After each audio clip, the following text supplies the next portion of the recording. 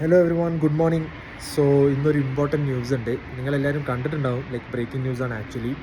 Airbus A320. Airbus, I think every one nose Airbus A320 flight. So Airbus A320 ഫ്ലൈറ്റ്സിന് ഒരു software glitch കാരണം world wide A320 സീരീസിലുള്ള flights ഒക്കെ reschedule, ക്യാൻസലേഷനൊക്കെ നടന്നുകൊണ്ടിരിക്കുകയാണ്. Actually it's A software glitch.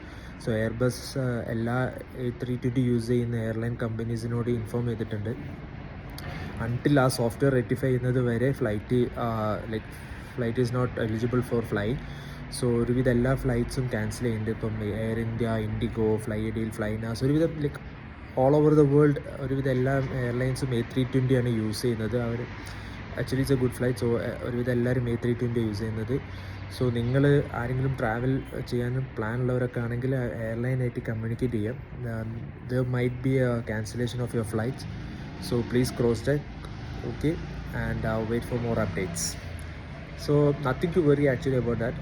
The software glitch and Airbus is rectifying it, and as per the latest news പ്രകാരം tomorrow, like Sunday, November 30th മാത്രമേ അതിൻ്റെ software rectify ചെയ്യുള്ളൂ.